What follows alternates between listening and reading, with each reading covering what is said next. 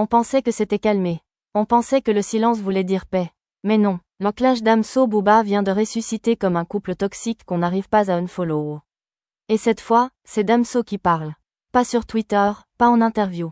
En musique. Et évidemment, Booba a répondu. Bref, attache ta ceinture, le game vient de se rallumer.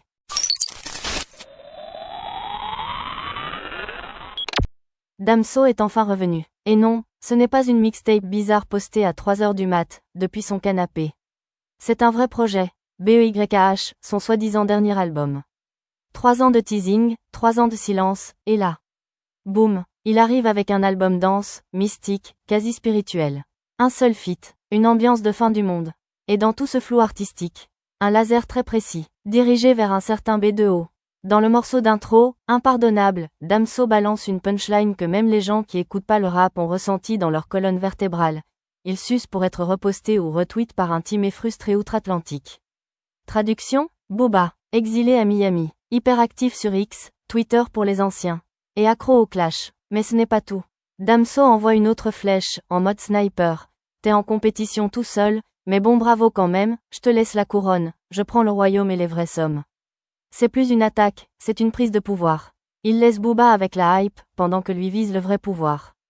Le royaume, l'argent, l'influence, et surtout, la paix intérieure. Enfin, si on y croit. Booba, bien sûr, n'a pas laissé passer. Un clash sans réponse, c'est pas dans son ADN. Et comme souvent, c'est sur Instagram que la riposte tombe. Le duc dégaine une story bien sentie.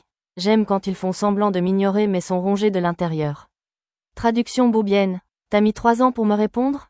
T'étais obsédé frère. Une punchline bien aiguisée, simple, mais qui fait mal. C'est pas un missile, c'est une lame sous la gorge. Petit rappel pour les retardataires du game. Damso, c'est un pur produit du 92 Booba, c'est celui qui l'a mis sur la carte. C'est lui qui a cru en lui à l'époque de « batterie faible », lui qui lui a donné une plateforme, une aura. Mais voilà, comme souvent avec les artistes brillants, trop de lumière, ça brûle. Et Damso, en vrai artiste ténébreux, a fini par prendre ses distances. Officiellement, c'était « chacun son chemin ». Mais officieusement, le ressentiment couvait. Astérisque et aujourd'hui, c'est comme si Damso disait « voilà ce que j'avais sur le cœur depuis tout ce temps ». Sauf qu'il le dit à sa manière, en poésie tranchante, pas en clash sur Insta. Alors, est-ce que Damso relance une guerre? Ou est-ce qu'il clôture simplement une histoire, à sa façon, avec du style et un brin de venin? Booba, lui, ne fait pas dans le symbolique, s'il répond, c'est qu'il est touché. Mais touché, n'est pas coulé, et comme toujours avec lui, une story peut très vite se transformer en morceau. En clash, en tsunami. Alors, nouvelle saison du clash Damso-Booba, ou épilogue final? Le public va trancher. Une chose est sûre, ce n'est pas juste du rap, c'est de la stratégie, de l'histoire, de l'ego, et un peu de thérapie aussi. Tu veux la suite? Abonne-toi, lâche ton analyse en commentaire, et prépare-toi. Le game est loin d'être fini.